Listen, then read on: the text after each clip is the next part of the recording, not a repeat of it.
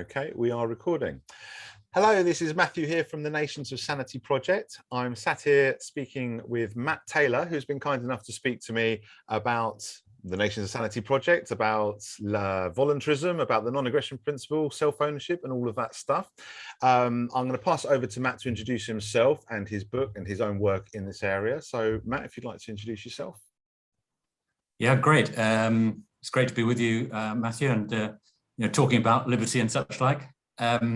I've had a long career in business, and it was my son beginning to learn economics, which kind of woke me up to this. And it's perhaps a long story, I'll cut it short. I began to read the same books that he was reading, and I developed an interest through Tom Sowell and Milton Friedman, and then into Rothbard and such like. And when you think about how economics really works in a free society, and I call it voluntary exchange. I've written a book called Voluntary Exchange.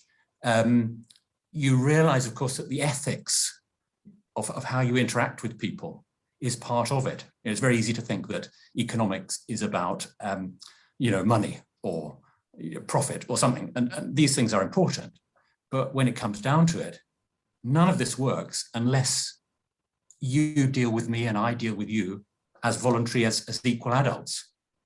And so, if you like, I'm just thinking about how I write my second book, my first book having had such wide acclaim. And, writing, of course, helps you get your thoughts straight. And so, having written Voluntary Exchange, I'm now thinking of what's the For a Better Society, or whatever it might be called. Excellent. Well, I'll put a link in the description for anyone who wants to check out your current book, and they can keep an eye out for the second edition when that comes on available to people. Yeah, I mean, I personally didn't come to voluntarism from the economic roots, although I do appreciate those aspects of it, and it all goes hand in hand. I suppose my personal journey to voluntarism was more almost starting with the morality aspect of it and the rights thing, and I've always been big on the whole idea of freedom and equal rights, and really came to voluntarism and the non-aggression principle and the concept of self-ownership by really examining what freedom really means and what rights really mean, and what a coherent definition of that really looks like. And through I think through just simple logic, I think we all get to the same place if we ask those questions, because we all get to self-ownership and the idea that every individual has right over only their own selves, which I call that self-ownership, because I think it encompasses both the rights and the responsibility that's implied by the word ownership. Although some people don't like the term because they say it suggests that people are property, which is not what I mean when I say self-ownership, but it means that we have right over only our own selves. And then from my point of view, if we start with that basic premise, everything else with regards to defining law, defining crime, defining rights, and defining freedom is self-evident from that premise. And I also think there's no other premise that gives us any kind of coherent structure for rights, freedom, or even morality itself. So from my point of view, even though I always emphasize that I'm not saying that morality itself is objective, you can't get an ought from an is, as Hume said, and that's true, you can't, but you can still identify an objective standard of morality once you've added that hypothetical imperative that you want a moral structure. So like, I can't say for certain that morality exists, but I can say that if we want a moral standard of any kind, the only coherent one that we can have is one that's based on the concept of individual self-ownership. Yes, I mean, I've struggled with the word self-ownership, exactly as you say. Is it a word? Many people react against it because of the owning sense, and because, in a sense, to me, owning is always about a thing. And so to own yourself seems a bit strange, but we shouldn't get hung up on the words. I think it's a simple idea, and whether you call it self-ownership or something slightly different, keeping to the same word is a good idea, but the idea itself is simple. And, as you say, I don't think anyone can get around it. It's interesting you call it objective and objective morality. And I know what you mean, but it sort of links in my mind to people who've talked about natural rights. And when it comes down to it, of course, because all human values are subjective, all judgment, everything that goes in your head is subjective. We can't say anything is really objective.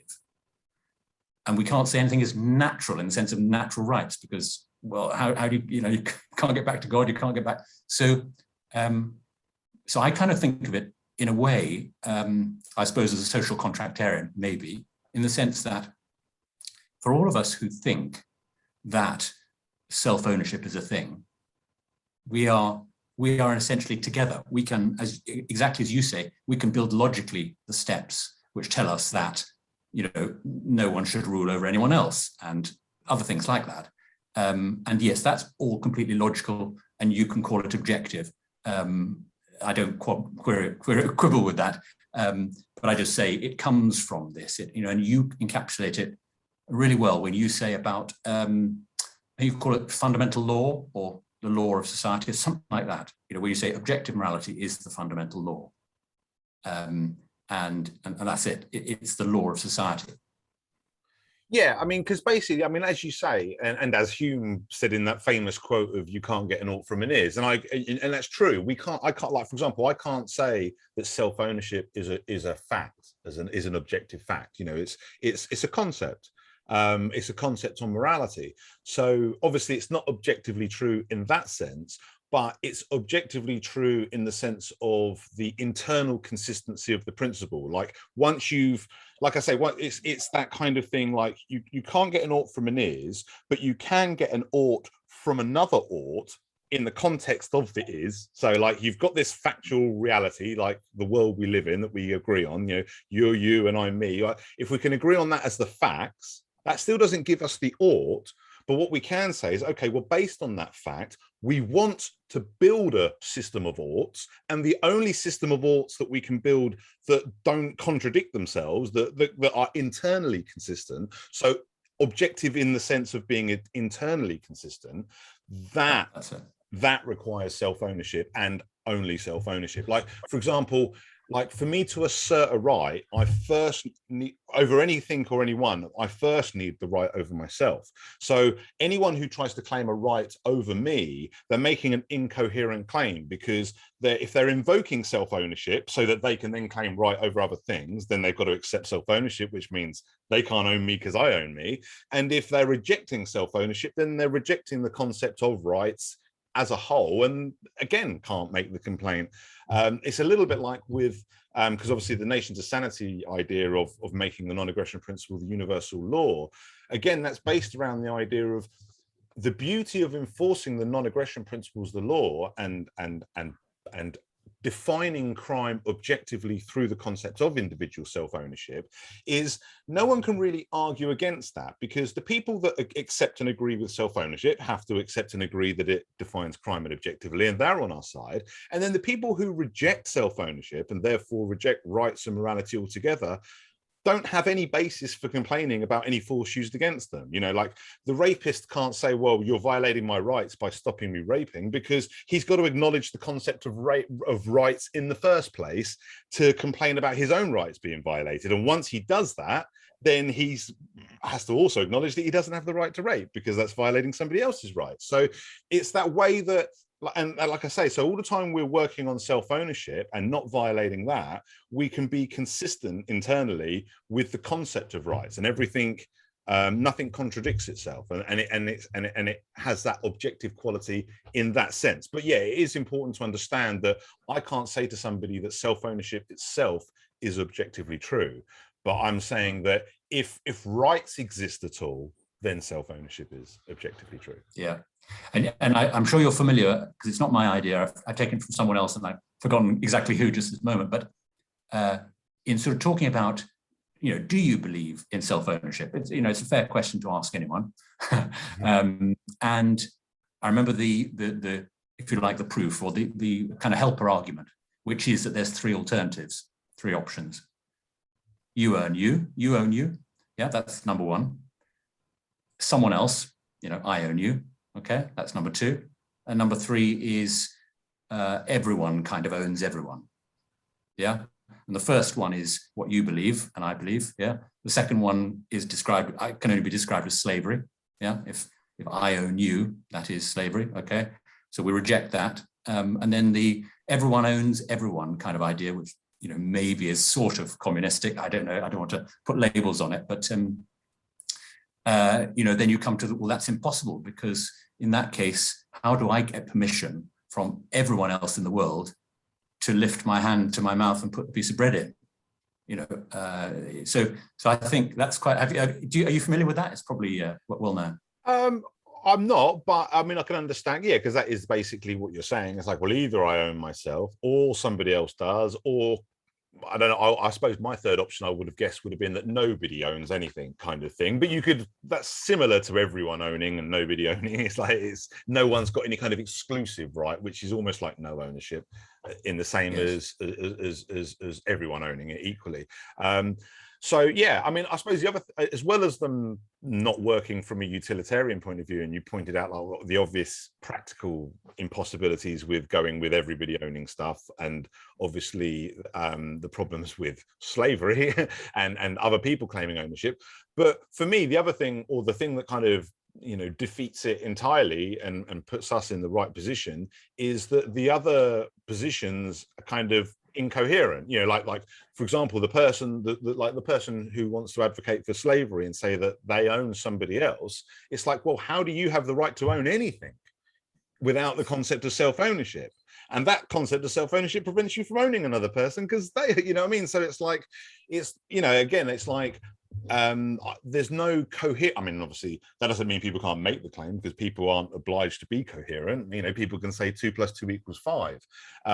But the fact of the matter is we don't need to waste too much time, or we shouldn't have to waste too much time on people that are claiming 2 + 2 = 5 and are wanting to build some kind of what they call a moral framework based on something as incoherent as that. Whereas we can say what we're talking about obviously accepts, there's presuppositions involved, you know, to like, you have to accept maths to accept 2 + 2 = 4. But once you do, everything else is objectively identifiable. And I suppose that, again, coming back to the label objective with regards to the morality of the non-aggression principle, that's the other thing about it. It's like, once you accept self-ownership, everything else is objectively identifiable, just as maths is objectively identifiable once you accept the premise of it. You know, like I don't need to say that rape, theft, murder, and assault are crimes because I said so, or because I think the world would be better if we made them crimes, or any other subjective, ultimately arbitrary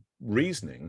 I can say that based on the presupposition of self-ownership, it is objectively true that these things are crime, because we've already established that through the self-ownership. You know, it gives us the answers to the questions of what is and isn't a crime, and that gives us the answers of when we can use force and when we can't use force, and when we have to respect people's rights.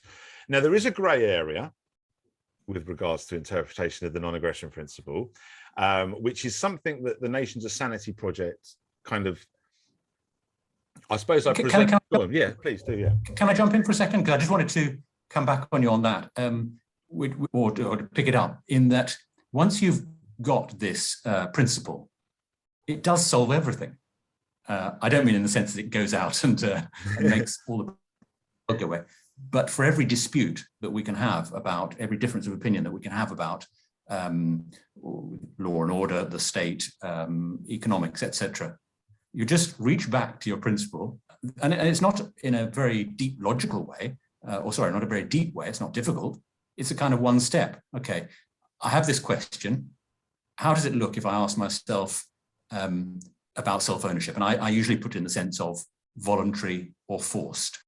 You know, I think of all interactions between people are only of those two sorts. There's nothing else, voluntary or forced. And if you then say, okay, so is it good to raise taxes, or whatever you might say? Is it good to do this or that, to operate the health service as one thing?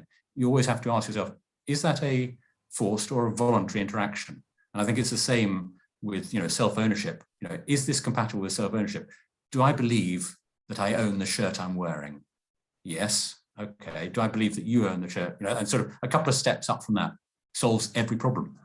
Yeah, I agree. And I mean, and I suppose the only reason I always use self-ownership as the kind of my go-to term, despite it having problems with and all words have problems with people getting the wrong idea, and you always have to explain what you're talking about no matter what words you use. But the reason why I always go to self-ownership is because I always feel like it sits at the bottom, like a base, like a foundation, like even the voluntary thing, which I totally agree with you. But if someone says to you, well, why does it matter whether something's voluntary or involuntary? Because of self-ownership. That's why it matters. You know, why does it matter if I have to take your car without your permission? Because it's your car, and that's why I need your permission to take it, or not, you know, and it's a crime if I don't, and all the rest of it. So yeah, I agree. Go on. And I don't know, in a way, the disconnect is not between do I own my car or not, or do I own my shirt, or do I own the piece of bread I'm about to eat? I think everyone, if you ask them those questions, they'll say, yes, I own it, it's mine, or, you know, stop taking it, or whatever they might say. But there's somehow a disconnect when they begin to think, when many people begin to think about the world beyond their table or their plate or what they can reach. And they somehow forget about that sort of property. You could call it property rights, couldn't you? But, you know, that sense of property, they kind of forget. And you know, I don't know how you make people understand that actually, no, the same principle applies, you know, throughout. Yeah, I mean, I don't know the precise answer to that, but part of what I think is required is part of what many of us are trying to do in this kind of movement of pushing forward, like the non-aggression principle and the idea of voluntarism and self-ownership, and that is to highlight that. I mean, one of the things I like to do is, because I mean, when I'm talking to just, like, you know, anybody about it and just first introducing it, I know that I'm on a winner in many ways, because I know that most decent people already accept this concept and already accept this principle. They might not have heard of these specific terms of self-ownership and non-aggression principle, but once you go into what you're talking about, they're like, oh yeah, of course, you know, it's pretty basic. It's like kindergarten stuff. It's, you know, it's what you learn ultimately when you're very young with regards to how you're supposed to treat people and why, you know, and I think the only problem is I think we're not stepping back and really I think it's almost like we need to highlight the principle, because people are almost forgetting about it and taking it for granted. And a lot of the things that we recognize rightly as crimes, we do so almost on an instinctive level rather than an intellectual level. You know, like, people understand almost instinctively that murder and rape and theft and slavery are wrong, although it wasn't always the case with a lot of these things, certainly with slavery, you know. But again, the reason why is because they're not stepping back. And this is what I ask people to do, is step back and ask yourself, okay, why are these things wrong? Because when they ask that question, the answer is the same for every single one of them. Why is murder wrong? Why is theft wrong? Why is assault wrong? Why is slavery wrong? Self-ownership. All of the answers to all of those questions is self-ownership. So when people ask me, well, do you think this should be illegal or that should be illegal? The answer, well, you can work it out yourself. You don't need me to tell you. Does it violate self-ownership, this activity? If the answer is yes, then it's a crime. If the answer is no, then not only is it not a crime, but any law against it would itself be a crime, because law is a threat of force, and threatening force against people who themselves are not violating anybody else is obviously a violation of that concept. So it, like I say, it's got this beautiful, almost mathematic objectivity to it with regards to, you know, like you know, everyone's got ideas on how to change the world, and some of our ideas might be good and some of our ideas might be bad. But what we're presenting here has an objective truth to it. And one of the things I'd like to separate a little bit from this principle, which sometimes gets confused, is because a lot of people will either intentionally or unintentionally will strawman voluntarists and libertarians by saying, or trying to make out that they agree with morally everything that's not a violation of the non-aggression principle. You know, like, anything that's not a crime under this concept, I obviously support and endorse, you know, and that's not true. There's plenty of, I have my own subjective morality. I have more aspirational values, you know. We have these, you know, it's not, there's a difference between something that's a good idea and something that's a crime. There's a difference even between something that's morally wrong and a crime, although generally speaking crimes are morally wrong, but, you know, but there are other things that aren't crimes that are still morally wrong according to my own personal ideals and sensibilities. But that is the realm of subjectivity, and that's what I have to accept. So I can, for example, if somebody just to use an example for me personally, I don't like racism. So I wouldn't personally be friends with someone who was racist. But unless they're actually violating another person's rights in the exercise of their quote unquote racism, I'm not going to use force against them. I have to respect that and let them live peacefully as long as they don't violate me and all the rest of it. But I still think they're wrong on a moral level. I still think that's contemptible, and I wouldn't want to associate with them, and I wouldn't want to support them in any way. And I'd love to live in a society where I could actually exercise that beyond just not being friends, with regards to actually properly disassociating from those that I disagree with, instead of being forced to support, as many of us are, things that we would otherwise not want. Because that's the other thing about, and one of the things I like to mention, particularly when I'm talking to people of a left-wing persuasion who are perhaps more vulnerable to believing the myth that we need government for things, because they'll talk about a lot of injustices and stuff. But as soon as they talk about, oh, you know, we need to tax the rich for this and we need to do that, you know, start advocating for these expansions of government programs, I like to point out about how little percentage-wise of their tax money is actually spent on things they not only agree with, but like most of the time it's things they vehemently oppose that their money is being spent on. And the big reason for that is because they have little say in what their money's spent on, because it's taken from them without their consent. And if we had a system, and this ties to the economics thing, because a lot of the things that I think get missed with the socialism versus capitalism argument is a lot of people that are, say, on the socialist side of it, if I want to pick out the good aspects of their arguments, it might be where they might talk about how they might think the profit motive might be counterproductive in a certain area, or it would be better if, you know, this was done on a communal level, or, you know, such and such, or it would be better if we collectivized and took the, you know, the profit motive out and stuff like that, or even on a charity level and all these things. And it's like, okay, those all sound like great ideas. We don't need to put guns to people's heads over it, you know, and those things can work. And the thing is many free market capitalists who understand voluntarism and self-ownership wouldn't even oppose those things, even if they weren't wanting to be a part of it, because they might think it wouldn't work for some reason, or they might think there's some aspect of it that's not desirable, but they wouldn't have any reason to, you know, have, like, you know, violently oppose it, certainly, because it's still working within their idea of free market capitalism by being all part of voluntary exchanges of self-owning individuals. Absolutely, so you could have a commune if it's all voluntary and people's rights are respected, or you can have a free market society, or you can have any hybrid of the two, which is what a lot of people would say we have today. But the problem is we have a hybrid of coercive systems where, yeah, there's some free market activity, and yes, there's some socialism, but the collectives we have are bureaucratic and corrupt because they're coercive systems. And even the free market system we have is so corrupted and warped and manipulated in a way that becomes destructive. And sorry, I know I've gone on a bit, but one example I always point out is the healthcare system. I mean, I live here in England.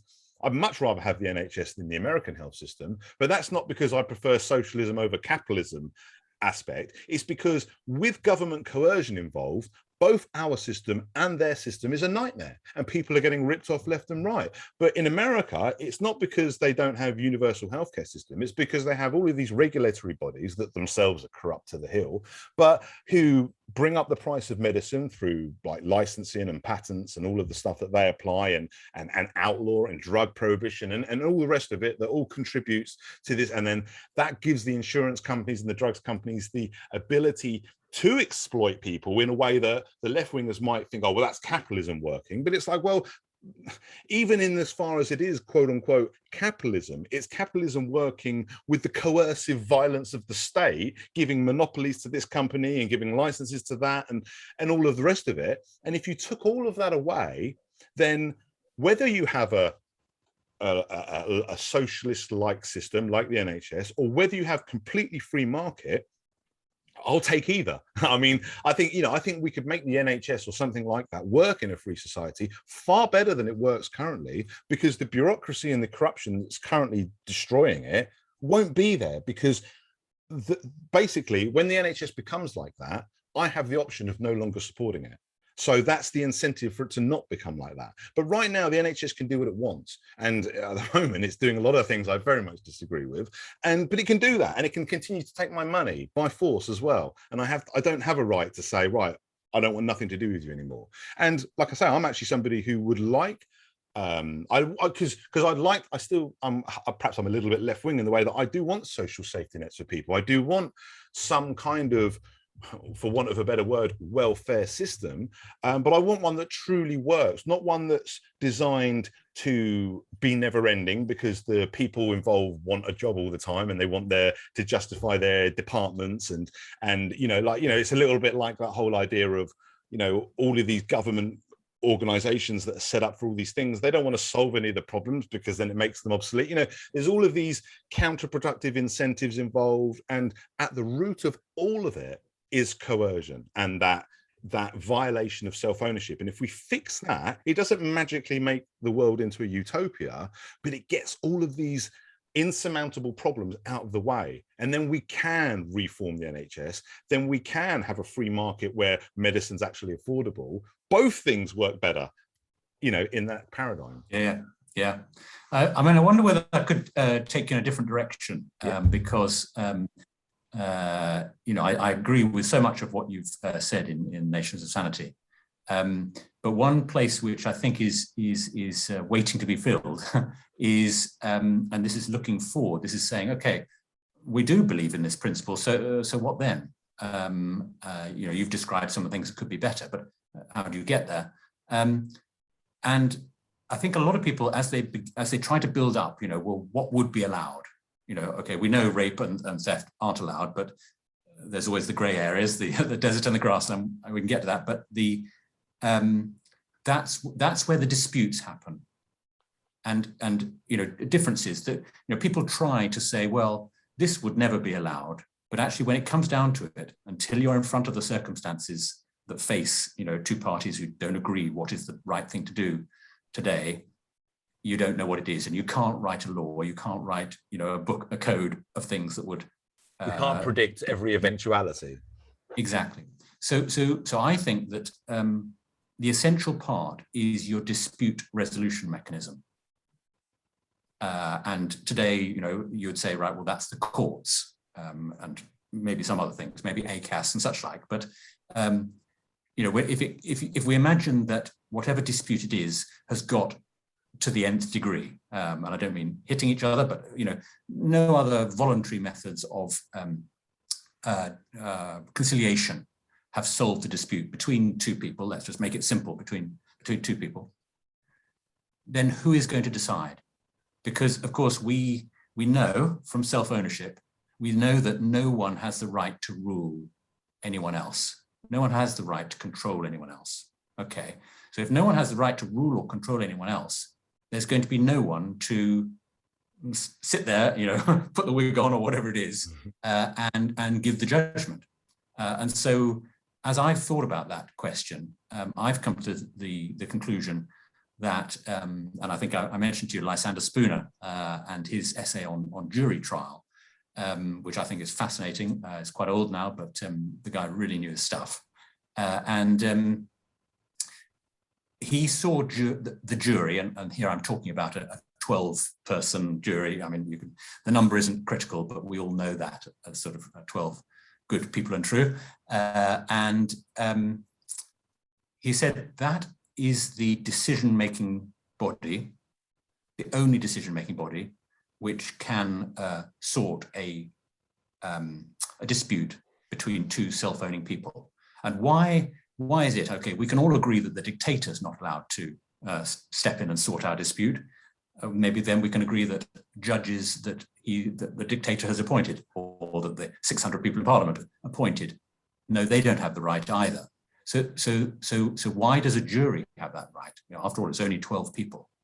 But I think the logical answer to that is that who has got that right? Well, in fact, all the members of society together would have to make a decision for it to be binding on any member of society. Yeah.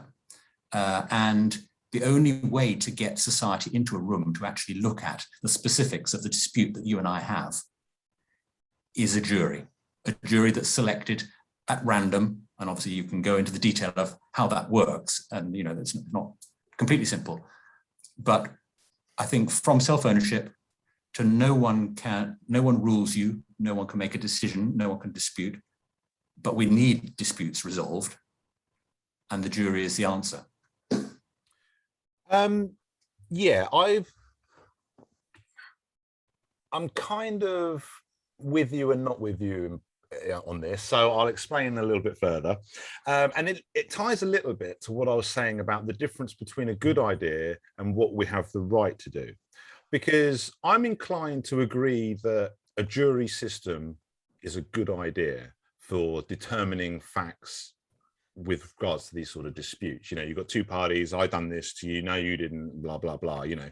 And I've not got a problem with that, like how criminal law works right now with regards to did this person murder this person, and a random bunch of people will look at the evidence, and if they can say that beyond a reasonable doubt, and there's obviously that there are these directives that they obviously have to go by. They're not just like, you know, going on a whim. They have to go by, you know, their best good faith judgment of the evidence, and they have to meet a beyond reasonable doubt standard that the person is guilty, etc., etc.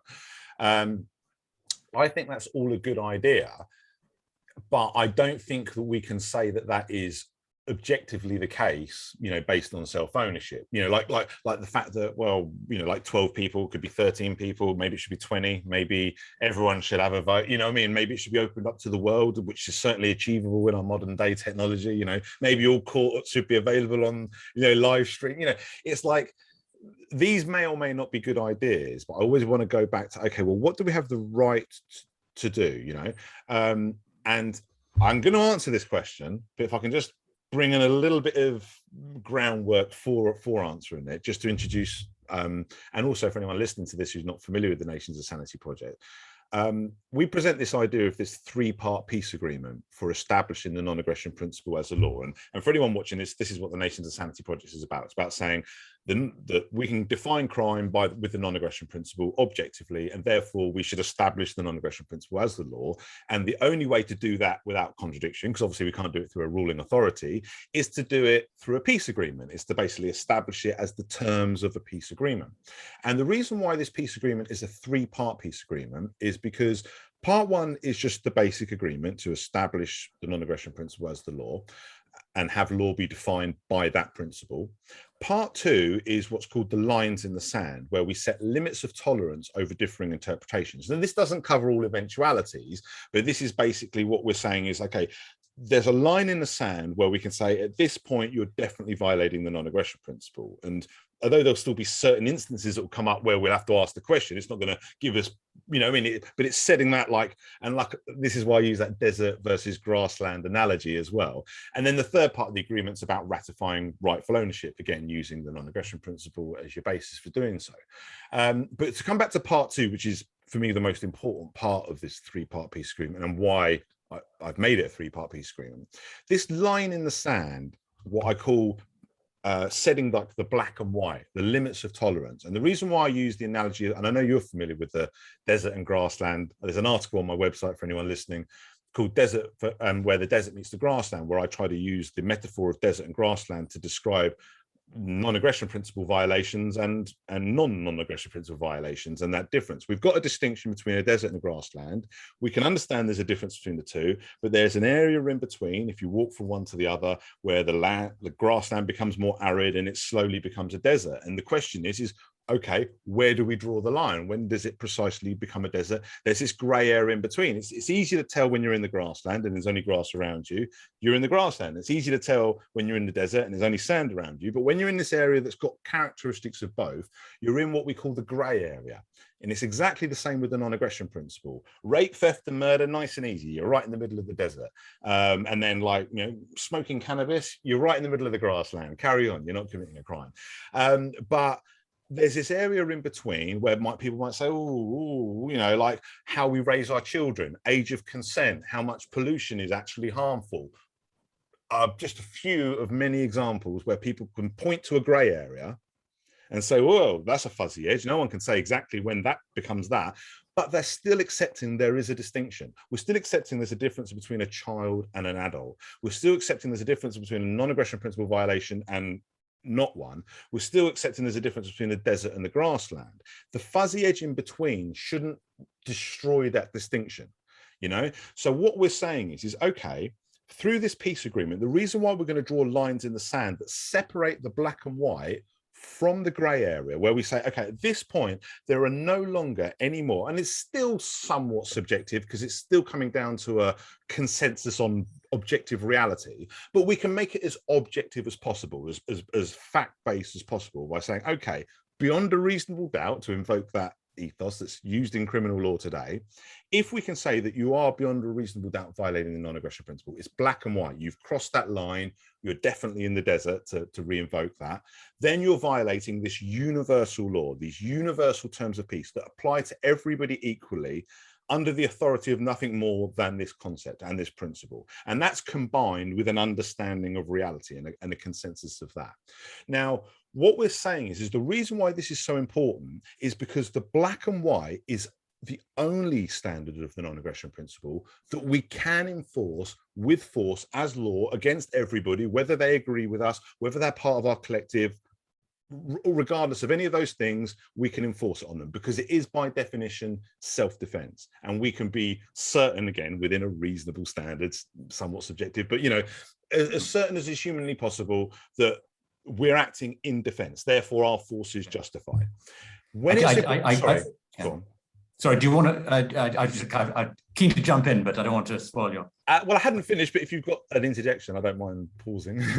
Well, only that the whole question is the grey area. Yeah. Yeah.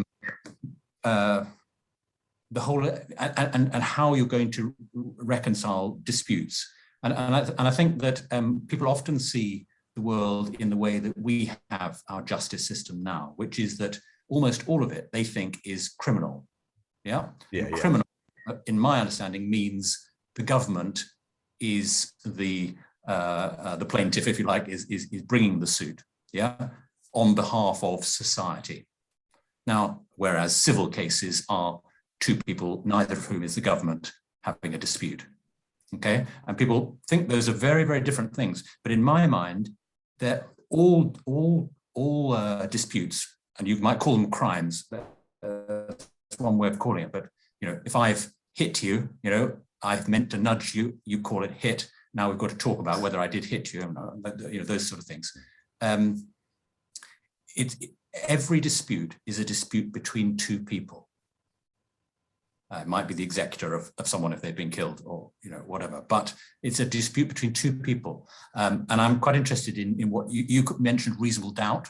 Yeah. And reasonable doubt is part of the thinking that comes from government being one half of the show. Because if government says that you've done something, yeah, and you dispute, yeah, you say I haven't, or I didn't mean it that way, or whatever it was, then they've got such overwhelming force that the jury is told, yeah, it's got to be beyond reasonable doubt. But if you imagine a dispute between any two people in our voluntary society or in our nation of sanity, no one has that overwhelming force. No one has that power by legitimate use of force. And so everyone is in what we would now call a civil dispute. And therefore, it would be quite wrong to say that one side of the dispute must prove more than the other. See what I mean? Okay, so reasonable comes from a big state criminal law idea, which I reject totally. Well, I tell you why I think you're wrong, though, is I understand what you're saying, because you're saying, well, why is it beyond a reasonable doubt? But the thing is the government, they say beyond a reasonable doubt, but they could give different. They could say just a preponderance of evidence. Doesn't need to be reasonable doubt. If you think it's more likely that he's guilty than not guilty, even if it's like 49% in your favor, then you've got to find him guilty. The government could just as easily instruct juries to do it that way under their authority. The reason why I say reasonable doubt is a concept that we can have independent of government rule is because there's some things in law today that are valid and would still be valid, in a free society. And I think reasonable doubt is one of them, because the thing is if in a society where everybody is equal, and everybody has that equal right, and there is no ruler that can just say, well, regardless of evidence, that's enough to convict him. No. The reason why we need this beyond reasonable doubt is because we are all equal, because none of us have an authority to step in and say, well, it might be a gray area, but I'm going to use my authority now. Whereas what we're doing is and the reason why I say that this line through this universal law has to apply only to this black and white limit of tolerance over differing interpretations that we're setting is because, like I say, at a certain point, we're drawing a line in the sand over objective reality as it relates to this principle. No, you're definitely violating the non-aggression. Because people will try to stretch interpretations if they're allowed this, the wiggle room to do. And that's why I think it's so important to separate the black and white from the gray area. Now, we still have to deal with the gray area, and I am coming to that. We still have to deal with the gray area, but part of how we need to deal with it is to separate it from the black and white, because we need to have that distinction over what is definitely a violation. Like, for example, I don't mind reasonable people having a disagreement over whether a 17 or an 18-year-old is a consenting adult or a child, but I don't want to have that same discussion over an 8-year-old or over a 30-year-old, assuming they're mentally competent, because there's a black and white limit. And if we let them use this gray area and spread it out, you lose the distinction completely. Like if we, going back to the desert grassland, if we say, oh, well, there's no line in the sand and we can just keep going in all interpretations are valid, then the very definition of a desert and a grassland goes, because they've pushed, they're in the middle of the desert saying, oh, it's still the grassland because of whatever. It's like, so that's why we have to draw that line in the sand. And the way, part of how we do it is through the definition of the principle itself. Like, and again, I keep going using this desert grassland analogy, but if we've got an agreement over what makes a desert and what makes the grassland, then we've got a methodology for identifying the black and white. It doesn't define the gray, and promise you, I'm getting to the gray. It doesn't sort out the gray, but it does draw a line where it's black and white. Because what we can do is, like, to use the desert example, and I will relate this to other things, but to use the desert example, when there's grass, say the lands, I'm moving from the grassland towards the desert, but there's still patches of grass. It's still a gray area. I'm not 100% in the desert. So, it's gray area. It's not fully grassland. Some people might think it is desert, but they can't say that for certain, because I can still point to characteristics of grassland that are still present. They can point to characteristics of desert. That's what makes it a gray area. But once I cross that line in the sand, where now everything is just sand, there is no more vegetation. It's not just arid grassland, it is desert. But according to how we define, this is the presupposition that we've already agreed what makes a desert and a grassland. Now, if we take the same idea with regards to the non-aggression principle, again, with the presupposition that we've agreed ahead of time, self-ownership, what is and isn't a violation in this kind of low resolution way, when we crank up the resolution a bit to try to identify this black and white, to use age of consent as an example, yes, there might be wiggle room around 17, 18, 19. The reason why there's wiggle room around there is because a 17, 18, 19-year-old has adult characteristics and child characteristics, which is why it's a bit of a gray area. Are they really a child? Are they really an adult? Well, they've started puberty, but their brain development hasn't completely finished. You know what I mean? It's like, like I say, it's that gray area. But before the age of, say, 12, 13, when they haven't even begun puberty, there's no gray area there. There's no characteristics of how we define an adult. Like I say, it's presuppositioning that we have child and adult definitions in place.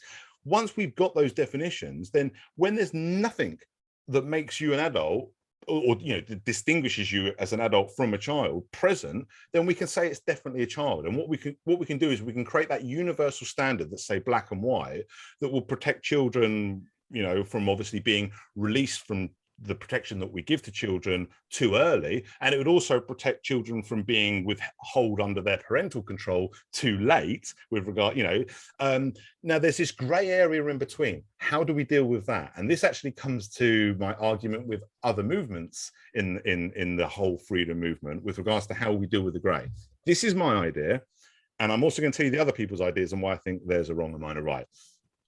My idea is, what we're saying is through this universal law is that we're drawing a line in the sand, black and white we can enforce. If it's a gray area, we have to treat it from a matter of law, from a matter of us being allowed to use force, we have to treat it the same as the grassland. We have to treat the gray area the same as the grassland. We cannot enforce it with force. And the reason we can't do that is because as self-owning individuals, by our own admission, we have a gray area. We can't be certain this person is violating the non-aggression principle. So similar to how we need to have a reasonable doubt over whether someone's guilty of committing a crime, whether they even committed the act, we also need to have that beyond reasonable doubt whether the act itself is a crime, whether we're, identifying it as a non-aggression principle violation.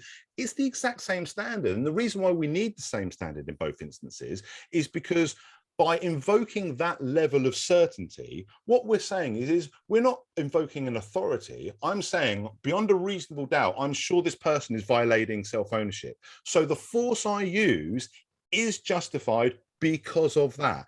And because I'm beyond a reasonable doubt certain of it and acting in good faith and based on those realities, then I'm not acting with criminal recklessness. Whereas if I'm doing the exact same thing, but I know that it's a gray area. I know I can't be certain that person is committing a violation, but I use force anyway to impose my standards within what I admit is a gray area.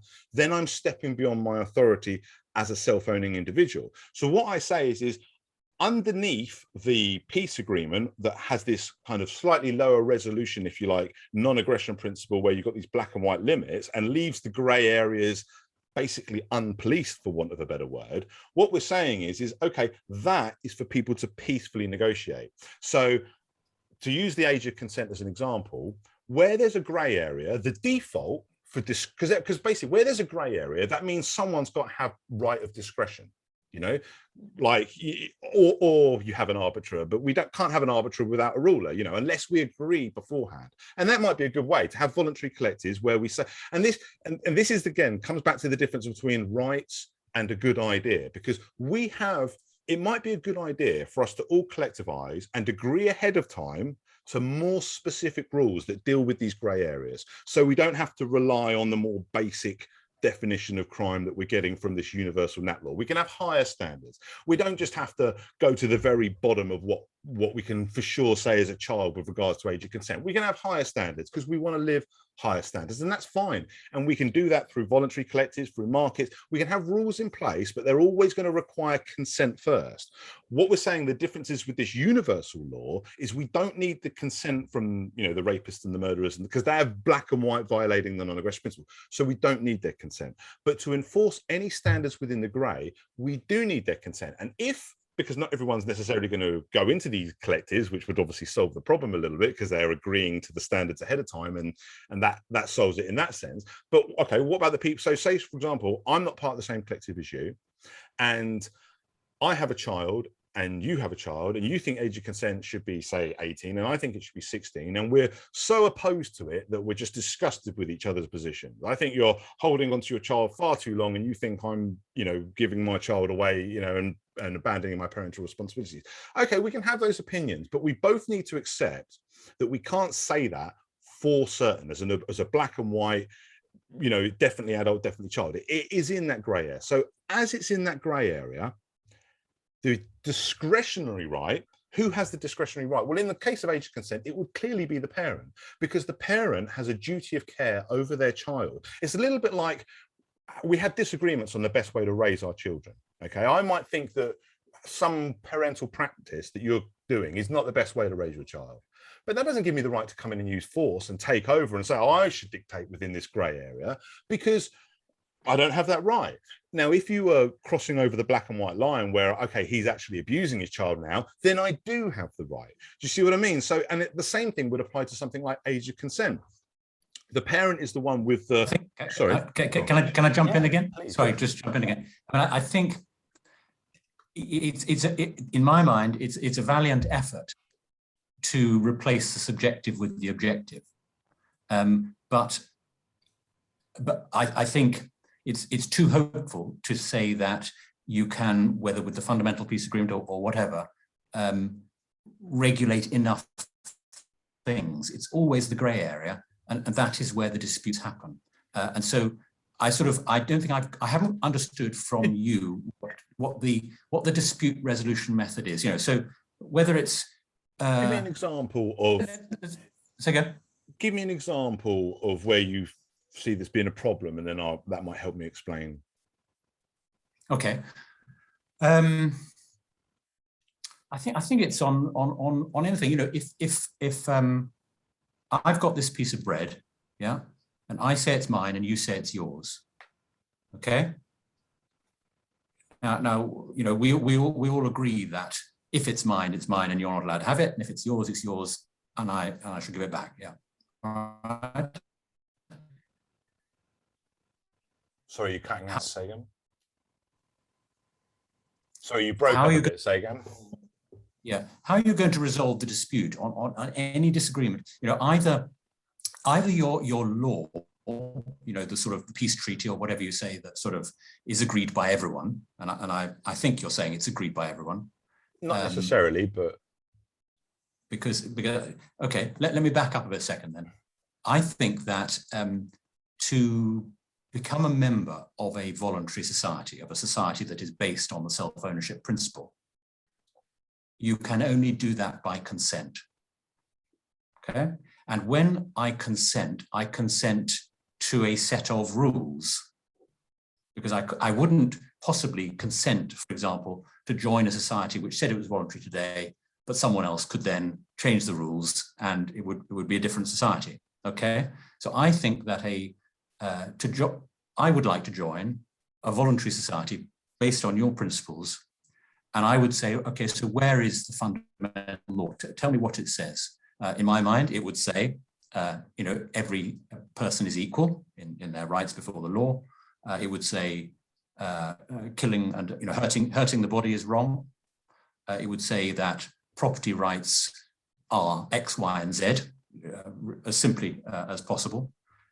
And the fourth thing it would say is, this is the dispute resolution method that I agree to, okay? And so if I agree to all those things, then all the rest can be built up, okay? And if my dispute resolution method is the jury, which I think it should be, then every nuance of dispute can be resolved within the rules of the society. Otherwise, I think you're faced, I think your idea tends towards, well, we'll agree all these things at the outset. Okay. Now, first of all, it's an absolute myriad of things you're going to be trying to agree. Okay. And secondly, it's impossible because a society is by nature really a lot of people. If we have a little club, that's quite easy. But if we're talking about thousands and millions of people, then, and of course they don't all arrive at the same time because they're born or whatever, or decide to join later. So I think the idea of agreeing these, the black and white edge, if you like, for every possible issue now is impossible. And when you imagine that actually these issues develop, whether the internet or something else new as the internet comes along, and it creates problems that just weren't there before and would never have been thought about. And so in our societies up until now, the idea has been, well, we'll have a legislature, a parliament, somebody, or obviously it was the king or the queen at one point, but we'll have some set of people who are allowed to change the rules of society. Now, if you think back to, well, I would only join a society which is a voluntary society, and I would want to see what the rules are first, then the very idea that some other people, whoever they are, whether it's you, whether it's me, whether it's a set of nice people, a set of nasty people, have the right to make a new set of rules, totally undermines it. Okay, so if no one can make a new rule, then you're left with, how will you sort disputes? And I say, I can't see any way apart from the jury. Yeah, I suppose I understand what you're saying, but I mean, just to touch on the agreement thing, which I assume everyone would agree, and I said not necessarily. What I meant by that was, and this is the whole idea, this universal peace agreement would apply to people whether they agreed it or not, because if you agreed to it, then it applies to you for that reason alone. But if you don't agree to it, because the terms of the peace agreement are just don't aggress and violate others, what I'm saying is like we don't need prior agreement from the rapist, the murderer, the thief, whatever. Like, whether you've agreed to be part of the society, if you violate somebody's rights, we're all declaring through our peace agreement, whether you're part of that peace agreement or not, that we're going to use force. We know we've defined those things as crimes according to those principles, not according to any ruling authority or that we claim to have, but just because, like, like say, we've objectively defined it through this concept. So like dictating what is and isn't a crime. Now, when I said about the black and white, drawing this black and white line, I don't mean drawing a black and white line for every eventuality, because obviously we can't predict every eventuality. But what I'm saying is we're declaring that only what we declare the black and white can be enforced. So what we're saying is that's the level of certainty you need to have over whether somebody is violating the non-aggression principle, not just from a guilt point of view of whether or not they committed the crime, but also from the point of view of whether the activity they did or didn't commit is itself, a crime, sort of thing. So the reason why I say that no one can enforce that within the gray area, because no one has the authority to do so. Now, it would be a good idea, for the reasons you mentioned, for us to agree to a society where we agree to a very specific methodology for resolving disputes. But what I'm saying is as though I do agree that's a good idea, and it's actually one of the things I present as a good idea to do in the Nations of Sanity project, it's not part of what we can force on people. The only thing we can force on people, that's the idea of this peace agreement. We're saying, look, the one thing we're going to force on everybody, whether they agree to be part of our societies, whether they agree to this peace agreement or not, is irrelevant, because we're declaring these universal terms of peace based on this concept that defines crime objectively. That's our position. That's our argument. But to be consistent with that principle, we can only enforce the black and white. We can't enforce the grey. We have to basically treat the grey the same as the green or the grassland. We have to say, okay, because like I say, if I can't, just like we have that standard in criminal law today, and I know that's a government directive, but I think that would carry through into a free society, just as we have that standard today that, okay, you need to be beyond a reasonable doubt certain that this person is guilty, because we're going to throw him in prison for the rest of his life, or worse, if he is guilty. So we need to be beyond a reasonable doubt, because if we do use this force against him and we have reasonable doubt that he might be innocent, then we're acting with criminal recklessness. It's like, if trying to think of a good real life example where it might kind of match our intuitive sense, but it's like, if say you saw somebody attacking somebody and it was pretty clear that that's what they were doing, and you stepped in and used force, then you're acting, reasonably, and you've got that reasonable certainty. But let's say, for example, you saw two people that could be playing, could be fighting. You don't know, you're not certain, but you just think, well, it seems more likely that he's attacking that person, so I'm going to use force against him. Now you're acting with criminal recklessness. Do you see what I mean? So it's like, even without a ruling arbiter, the principle itself does dictate these things, because it tells you, like, a little bit like with the age of consent thing again, or any kind of parental treatment. Like I say, there's a grey area, there's a black and white where you can be abusing your child, and our consensus of reality, and like I say, this does presuppose a very basic consensus of reality. And like you said about the dispute over the bread thing, sorry, I meant to come back to that. The dispute over the bread thing, the dispute you mentioned there is a dispute over facts, isn't it? It's not a dispute over who has the right over the bread in regards to the principle. We both agree that the person who has the right over the bread is the person who had acquired it consistently with self-ownership, i.e., created it, acquired it through voluntary trade rather than stealing it, et cetera, et cetera.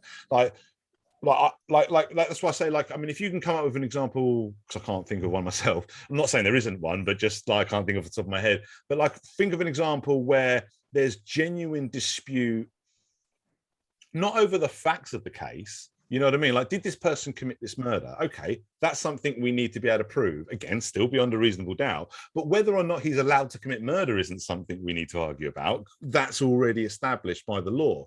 And that's what I'm saying with this principle. The principle's already telling us what we can and can't do.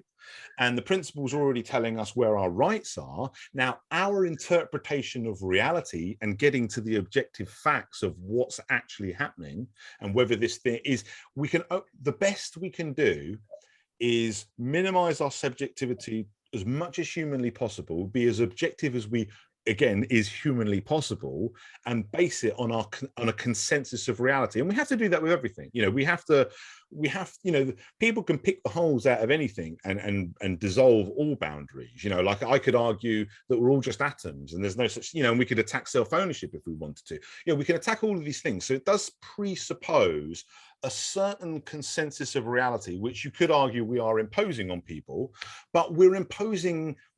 Like for me, there's a difference between what I call ruling people, where we are imposing, whether it's within the grey or just outright grassland stuff.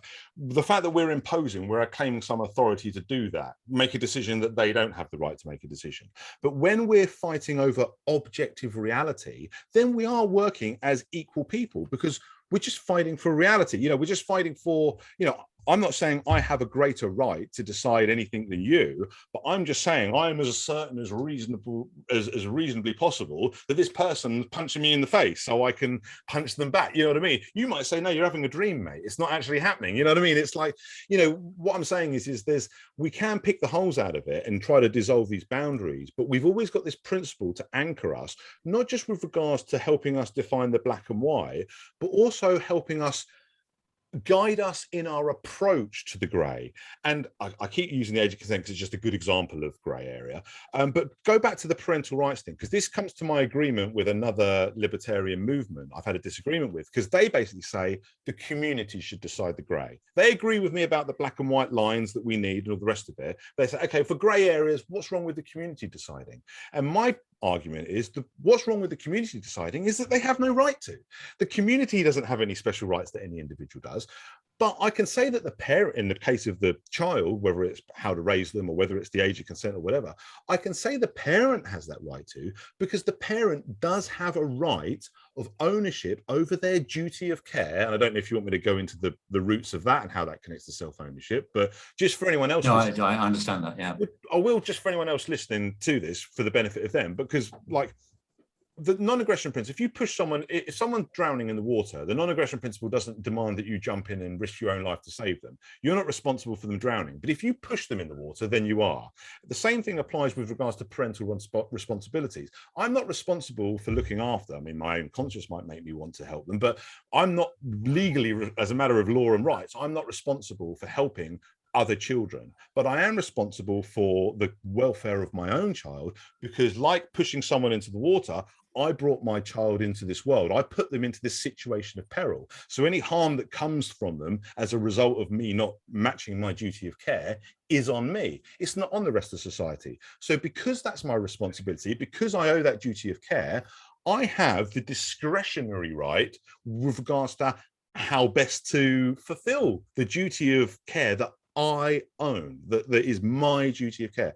I am the guardian of my child. Now, the wider community can step in if I cross the black and white lines, where they can say, no, you're abusing your child now for whatever reason. If they make the claim, like I say, the peace agreement's not laying all this out in advance, but it's setting the standard for how we approach it. It's saying, okay, for the community to step in and take my child away from me or use force in any way, they've got to say that I am violating my child as a black and white certainty. If it's grey area, they can't get involved. So if I abandon my child at the age of 8, they can step in, and I've violated my child's rights, because my child can't look after itself yet. It's still a vulnerable child, and I'm responsible for it. Unless somebody else willingly takes that responsibility, like adoption or whatever, then I'm responsible. But at the age of 16, all right, you might judge me harshly if I then decide I'm not going to look after my child anymore, but it's kind of grey area. Maybe the child is an adult now, and you can't say for certain that I'm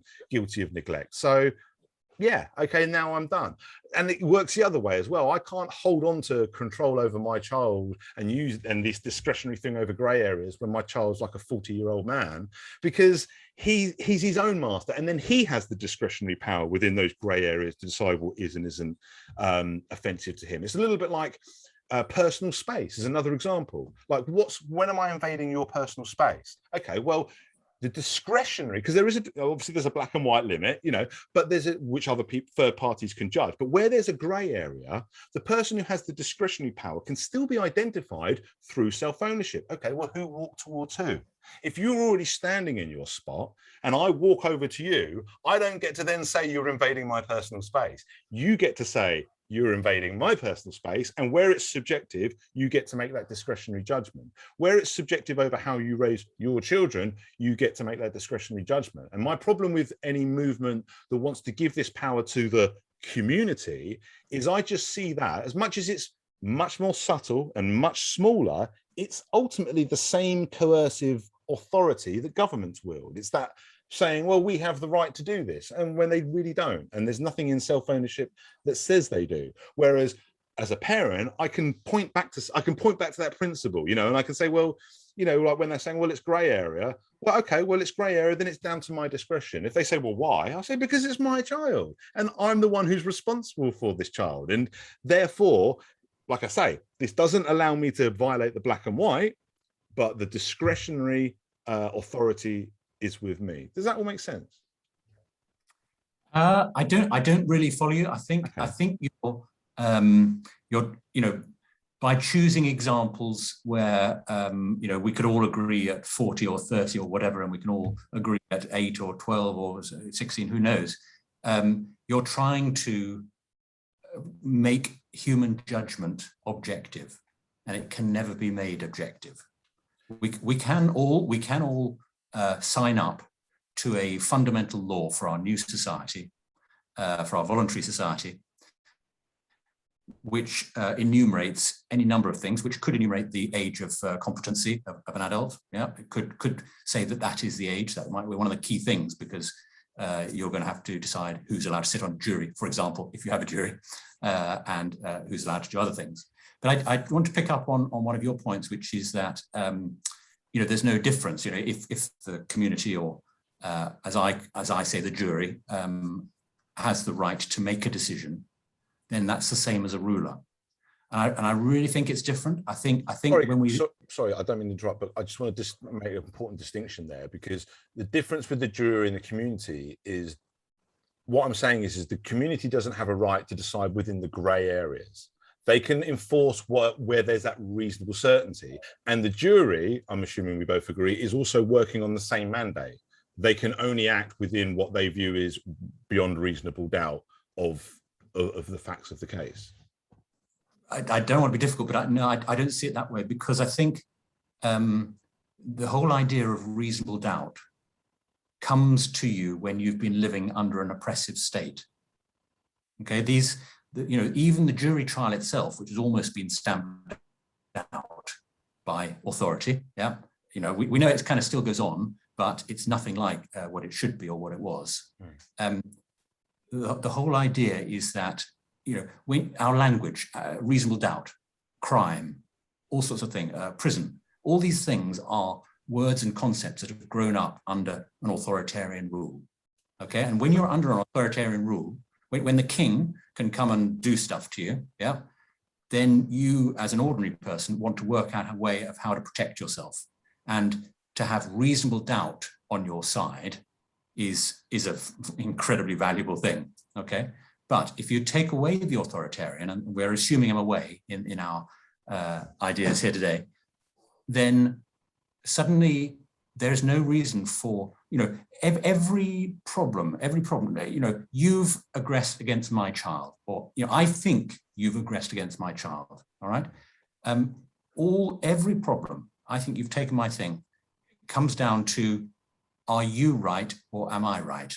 And clearly, facts, things that we think we can measure, and really we have them on photograph, and we don't think it's been retouched or anything like that, or things we saw, and a witness, 2 witnesses or 5 witnesses saw it and will swear to it.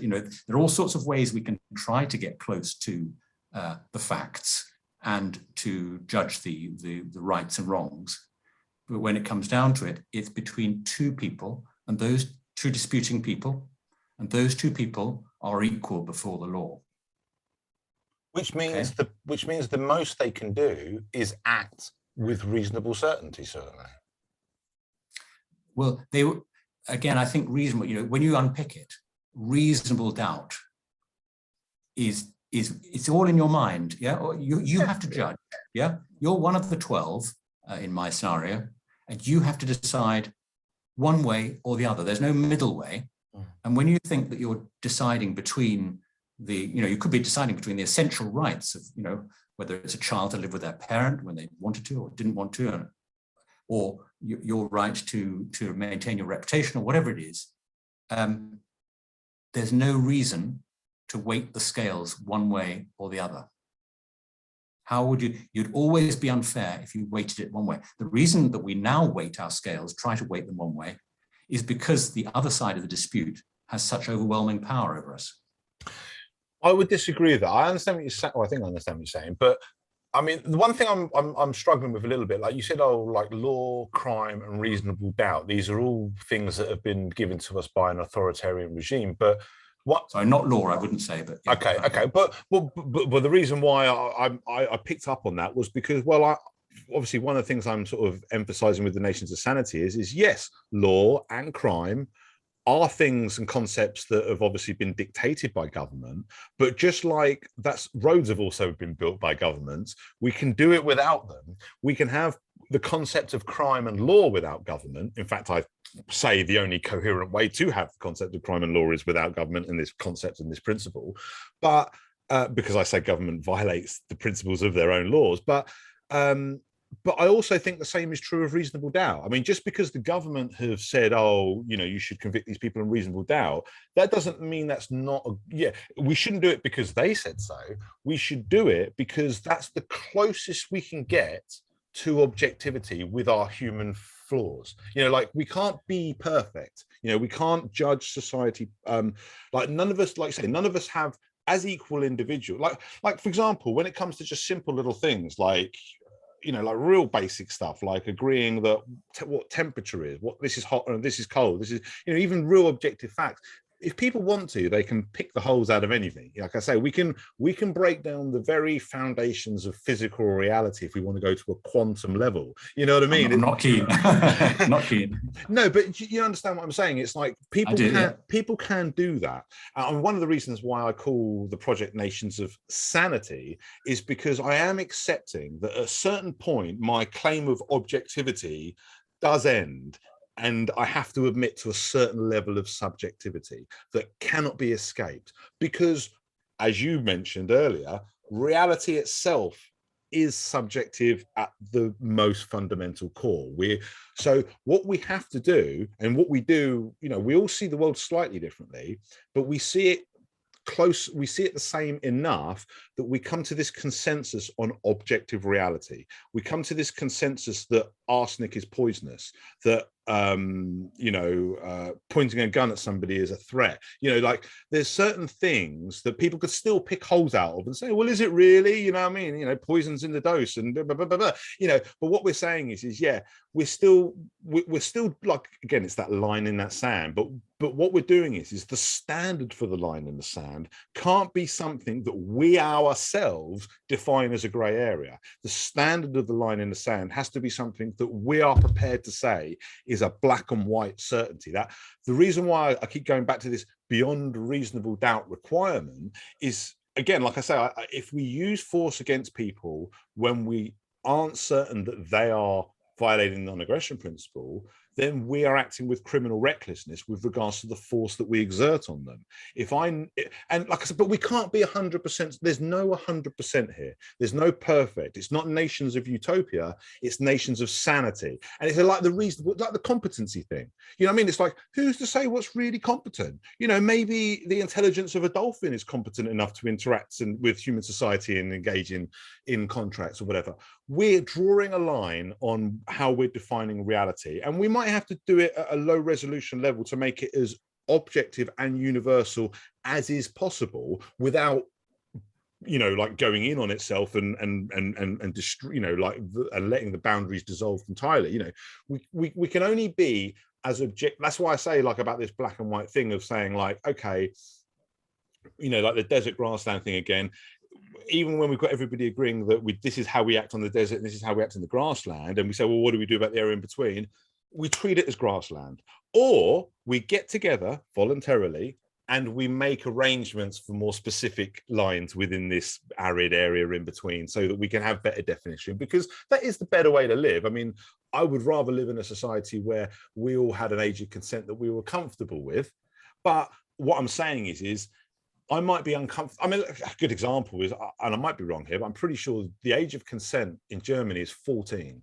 Now, I'm a little uncomfortable with that. Now, in England, it's 16 for sex, although I think it's 18 for drinking. It's different for different things, which I do find absurd, because you're either a consenting adult or you're not. And whether it's taking drugs, whether it's having sex, whether it's legal contracts, for me, the same thing kind of applies. But what I'm saying is we're not going to go to war with Germany because we think that they're enabling like paedophilia or whatever because they have an age of consent of 14, but we might not be overly comfortable with it, and we don't want that in our own society. So we're going to have a regulated system. We're going to have people sign up to various collectives, and part of those we're going to ask them to agree to a different age of consent.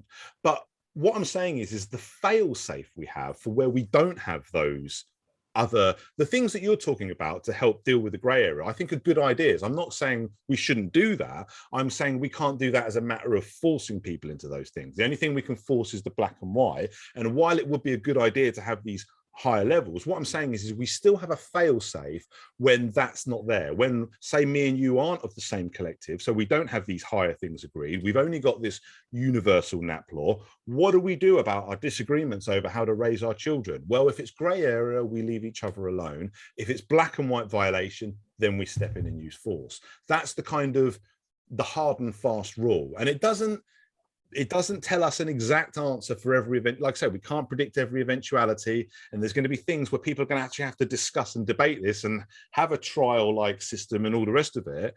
But the purpose of that will be to ascertain the facts. We've already got the principle that guides us, and all we need to do is decipher reality. And we can only do that to the best we can do is the beyond a reasonable doubt standard. Good faith beyond a reason. That's the best we can do, because we can't be 100%. We simply can't get to perfection. So it's like, that's why I say it's nations of sanity. Let's have a sane world where we have law that's objectively defined. We have it truly be equal. We don't let anyone step in, even on a local level. That's the thing that frustrates me, these other movements, that they're with me all the way. And then I get to this all grey area. Well, let's let the local community govern that. It's like they don't have the right to do that. I don't care how small they are. It's like saying, you know, I don't like using the analogy of cancer, but if we want to use the analogy of cancer as saying that's what the ruling government that we currently have is, I'm saying let's eradicate that completely, not shrink it down to tiny, tiny, tiny tumors, which may be preferable to have what we've got right now, and it may seem like a utopia compared to what we've got right now, but it's still, even if it's much smaller and much subtler, my concern is, apart from the fact that it violates the principle on a technical level, but even from a utilitarian point of view, even if I want to forget my devotion to the principle and wanting to be as objective as humanly possible and consistent with that, even if I just look at it from a practicality point of view, I see that little cancer regrowing if we don't get rid of it completely. We give a little community the power to decipher within the grey, then all of a sudden that power could stretch past the black and white, because then they can decide what is grey. And then they can decide a little bit more. And before you know it, and I mean, whenever I talk to my American friends, I always say that this is exactly what's wrong with your constitution, because there's a lovely bit in the constitution about everyone being equal, having equal rights to life, liberty, and the pursuit of happiness. That pretty much sounds like the peace agreement that I'm, you know, presenting. But then they add this other thing about government having the right to create laws, which completely contradicts the idea that everybody's equal. Right, you know, it's like, so for me, I'm like, we can't contradict it, even on the most smallest local level. It's like even the parent thing. I'm not saying you have that right, discretionary right to over parenting your child because you're like a local government and you're just the localist thing and we're like, oh well, we'll let the parent decide. No, I'm basing that on self-ownership and your duty of care and the fact that you own that. And you know what I mean? I'm trying to be as objective as possible, and I think we can keep to that. And I think that even though I do take your point about there is a potential for problems with regards to not having these grey areas sorted out in a more defined way, where we've got agreed resolutions, we've got agreed standards that are a little bit beyond the basic black and white of what is and isn't a crime. Because that's the other thing as well. It's like, again, going back to the idea of there's a difference between a crime and a difference between what we might agree with and all the rest of it. I don't want to associate with racists. So even though they're not committing a crime, so they might want to start their own little neighborhood that's like all for them, that's fine. But I won't want to have anything to do with them, and I will oppose them in all the non-violent ways. And that's the thing. We're not raising the white flag when it comes to grey area completely. We're just saying the grey area is a non-violent realm. The only time we can use violence is black and white NAP violations, because then, as beyond a reasonable doubt or beyond reasonable certainty, we can say that we are acting in defense, which is consistent with the principle. As soon as we step beyond that, we go beyond our authority as self-owning individuals. I don't know how much that makes sense, but tell me. Yeah, well, I mean, I think the one of the places that I've gone in my thinking is whether force is permissible in any justice situation. Now, I don't mean, so if you approach me with a gun or with your fist raised, then I'm going to act the best I can, and I will call it self-defense. And if we appear before a jury or whatever form of dispute resolution, if one of us isn't dead, then a decision is going to be made. But so I wouldn't say that, well, I won't raise my fist then, So I self-defensive force makes sense to me. If there's no other way, no other reasonable way, then that's what you're going to do. Okay, so leave that aside and just put yourself in any situation where the gun isn't raised. You've taken my stuff. I think you've taken my stuff. Yeah, but nothing's immediately happening. The stuff is my record player or whatever it is. It could. It'll still be there probably in a week's time. It's not dissolving into. Okay, so, but you've stolen my thing. You've breached the non-aggression principle. Okay, I want it back. Am I justified in using force? Yes, I am. Proportionate and necessary. Okay, so it's going to be necessary to break into your house? Potentially. Yeah.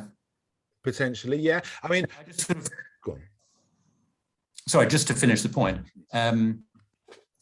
It's almost obvious to us that if a court, and let's just say, I think maybe you don't accept the need for any dispute resolution mechanism like that. But if you could accept it just for a moment. No, I think I see the need for it. I just don't think we can enforce specific types. I think we would, like I say, I think we'd have to go back to I think we should have these mechanisms to sort the grey out. I just don't think we can impose anything other than black and white. So we would need prior agreement.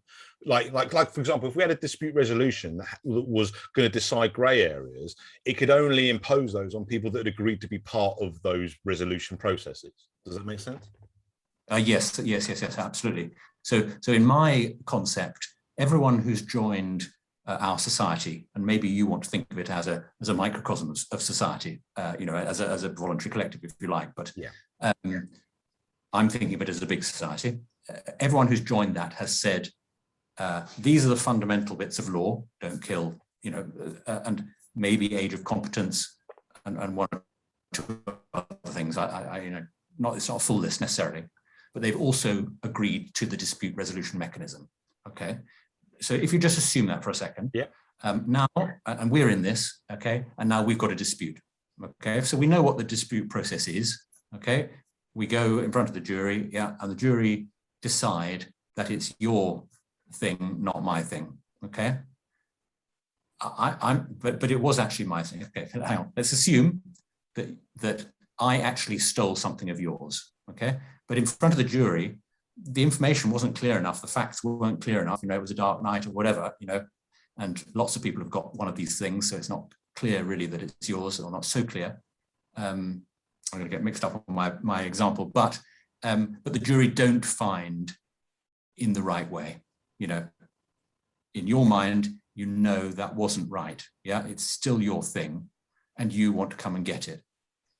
Or the jury decide that, they're going to force whoever's got it to give it up, or they're going to force whoever they say did the wrong thing to go into prison.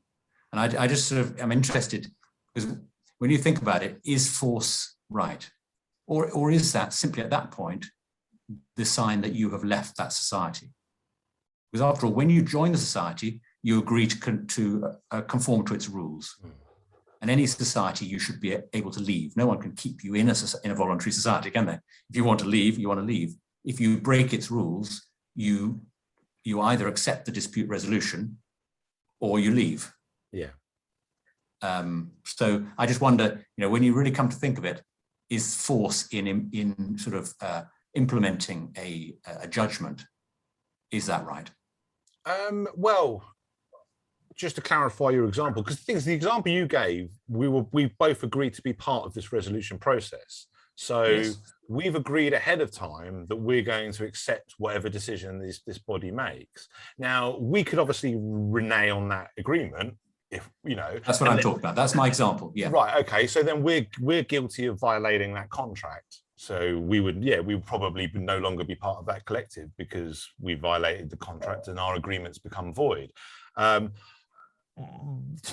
your question about, and I don't know if I'm misunderstanding the question, so correct me if I am, but to answer your question about, well, is force ever justified? This is why I come back to that black and white thing. If it's black and white, again, reasonable interpretations and all the rest of it, but if it's black and white, then yes, it is justified.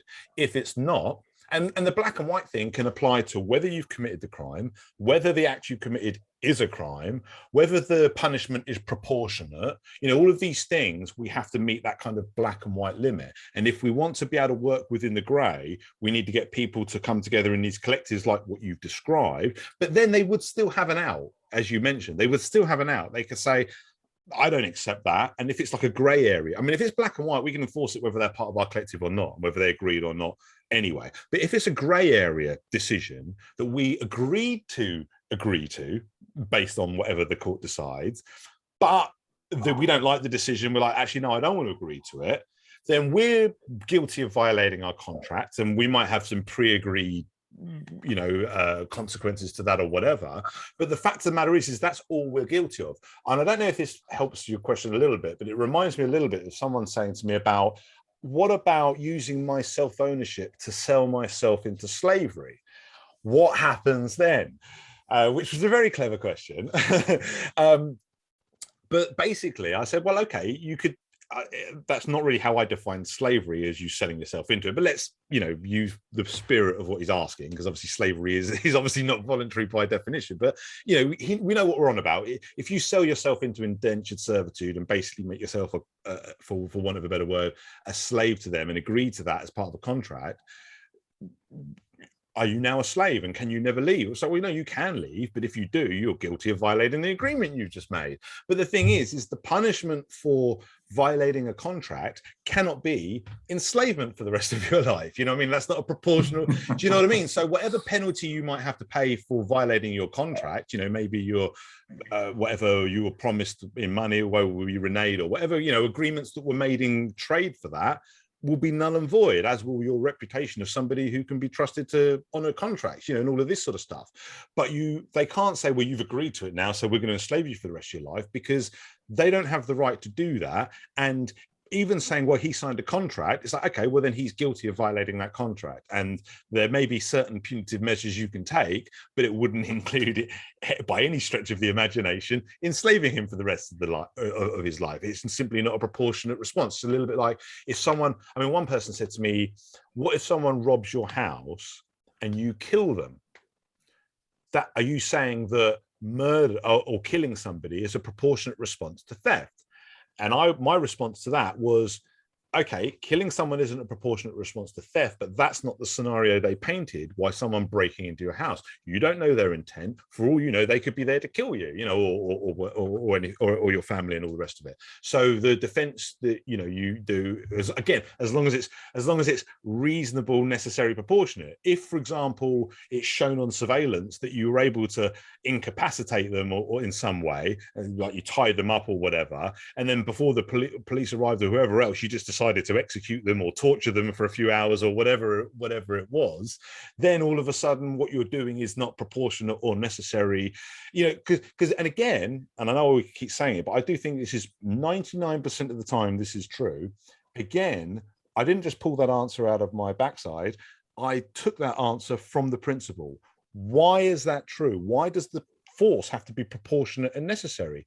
Because the justified force that the non-aggression principle allows is the force used to protect self-ownership. So if the force you use goes beyond that remit, then it's obviously not allowed under the non-aggression principle, which is why the punishment has to be proportionate and necessary. So for example, we could lock somebody up or even execute them. I'm not advocating for the death penalty, but there are instances where it could be justified if they posed a credible, consistent, deadly threat to society. If they were, like a serial killer or somebody like that, we could lock them up because we can say, okay, well, the crime they've already committed, as well as the threat they pose to society, is proportionate to us taking this action to protect people from this person who wants to go out killing and raping or whatever it was they want to do. But if they're a thief, we can't. We can't say that the crime they've committed, yeah, we can use force against them, but it has to be proportionate and necessary. So we can take actions to prevent them from robbing, but that wouldn't include murdering them because that's not a proportionate and necessary response to that crime. You know, again, someone else said, if someone mugged me as they were running away, can I shoot them? No, because it's not proportionate and necessary. Now, you could shoot them while they were robbed in the process, because at that time you're defending yourself. But while they're running away, even though you do have a right to retrieve your stolen wallet or whatever it is they took, it's not worth their life. That's not a proportionate response, because the crime they committed isn't the same as the crime you're about to commit by executing them when, you know what I mean? So this is, again, I know, like, well, these are lots of different scenarios and none of these things are being declared ahead of time by this peace agreement, but we can work it out with the peace agreement by following that principle. It's a little bit like, imagine this wasn't set by the principle in the peace agreement and it was like a ruling authority that set it. But for whatever reason, that ruling authority was just absent. Like, imagine it was God that said it, but he went away somewhere and left us to our own devices, and we're all just got to carry on and work it out for ourselves. But he told us what we got to do. He's just not there to oversee our, what's the name? What can we do? The best we can do is act with our reasonable certainty and our most objective as possible analysis of this principle that's already been laid, that we've already accepted. And like I said, that's why we don't need a ruling government or a God or anything else to say this is how it should be. We've already got self-ownership as our presupposition, and we discussed earlier how that's kind of like it's a self-defeating argument to try to contest contest that right, and or say that other rights exist without it. So we've got self-ownership as our presupposition, and that gives us our answer to everything else. Sometimes finding the answer requires a little bit more discussion. It's not always as immediately obvious. Like, like the parental thing one, I might have to explain to someone why a parent has right of discretion with regards to how they raise their child, as opposed to the wider community who has no right over that child whatsoever, but that comes back to self-ownership. But why does the community have the right to step in when it's a black and white violation? Because that comes back to self-ownership, because as a parent, I'm operating with implicit consent of my child. I'm operating as their guardian with the duty of care that I have them, but I'm not their owner. I can't do things that I know my child wouldn't want, even when he is able to consent retrospectively. I have to act in good faith, and there's a fuzzy edge and there's a grey area, and I have the right of discretion over that fuzzy edge and grey area. But we still have those lines in the sand where now I've stepped over the line. But everywhere there's a grey area, somebody has a discretionary authority. Almost always, someone's got the discretionary authority. And that's why I said, like, give me some examples, because it's like, I mean, the example of like the bread thing doesn't relate to this, because obviously that's like a matter of fact and that. But it's like, where there's a grey area of like, well, like I say, the personal space thing. Well, how much is personal space? Okay, well, if it's grey area stuff, then the person who approached the other person doesn't get to decide the grey area. The person who was already there, he can decide the grey area because he's the discretionary person who was there first. You know, it's him that's potentially being invaded and can set those standards. It's a little bit like, not 100%, but it's a little bit like, I don't know if you're familiar with this, but in contract law, there's a stipulation that basically says that if there's ambiguity in a contract, like, oh, we don't know if it meant this or we don't know if it meant that, the ambiguity has to benefit the party that didn't draw up the contract. And the reason for that is because that's to try, basically to protect people from being kind of conned into people wording things in a way to try to trick them in that. Because we've got to be reasonably certain that that's something they definitely did agree to. And if it's not stipulated in the contract, it's a grey area, you can't enforce it on them. And any ambiguity has to be benefited to them. A little bit like, sorry, I'm going on, but a little bit like the innocent until proven guilty thing. I mean, beyond reasonable doubt, if you think about it, it comes from the same ethos as the innocent until proven guilty. And all of that is consistent with self-ownership, because as a self-owning individual, you are innocent until proven guilty. I can't say you're guilty without proving it, because who am I to say that? I have no authority, divine knowledge or otherwise. That's why we have to, and that's why it is a good idea to have like these jury setups and things. But what we're doing with those processes is we're trying to get to the facts to the best as we can, which isn't a perfect science, not pretending it is. And that's why, and I always go back, nations of sanity, it's all reasonable. I can't escape the subjectivity, so I embraced it. And it's nations of sanity. We're just going for a standard that most of us can agree is sane. Most of us can agree that it's sane to have this line in the sand. This is the desert, this is the grassland, and the grey area, okay, we won't enforce that. Sounds like maybe a good place to kind of begin to wrap it up, doesn't it? You know, I think it's been fascinating talking. We could go deeper into these things, but it's really good to have you know, the challenge from someone who's thought about these things deeply, and you know, if we can base it on a principle and come to it, you know, I think your sort of three-part method is basically sound, you know, and we just have to, you know, work to help other people to see that that's right. Yeah, I mean, the thing is we're all kind of there. I say we all, like, you know, but like we've got to iron out a few little wrinkles, and discussions like this help us do that. You know, I mean, even a little bit, like even with this Nations of Sanity idea, when it was first conceived, the Nations of Sanity was presenting a one-part peace agreement. It was just, let's make the non-aggression principle law. And it was only through discussion with people like yourself and really scrutinizing this idea and coming up with all the ways in which, oh, hang on a minute, what are you going to do about this? That I realized, okay, that's not enough to just agree with the principle. We need to have an understanding of how we apply this principle with regards to the grey areas, the black and white, and rightful ownership. It's all very well saying, yeah, theft is right, but we need to formalize understanding what qualifies as rightful ownership so we can decide when it is theft, you know, and stuff like that. So that's why I felt like those three dimensions are required. And like I say, it's not an exact science, because in a subjective world pretty much nothing is, but I think it's as exact and as objective as is humanly possible, and I think that's the best we can do. I honestly think it is the best we can do. So I really appreciate this conversation. Hopefully we can have another one in the future, because there's always more to discuss. Just once again, tell people the name of your book so they can check it out. It's Voluntary Exchange. And my name is Matt Taylor. So if you put that into any search engine, Voluntary Exchange, Matt Taylor, you'll find it. If anyone gets in touch, they can get a PDF from me, or it's only a couple of quid. Okay, well, I'll put a link to it anyway in the description, so they don't have to do too much work on Google to find it. I mean, I've started reading it. It is a very good book. I've only got through like a couple of pages so far, so as I've been quite busy. But yeah, I recommend it. So it all looks like good stuff, and we're all working towards thrashing out these ideas. Like I say, I think there's a few little wrinkles to iron out, and I think this is one of them, this grey area thing. But I think it is the conversations like this that will help us get there. So I really appreciate you taking the time, and I hope to speak to you again soon. Yeah, my pleasure. Thanks, Matty. No problem.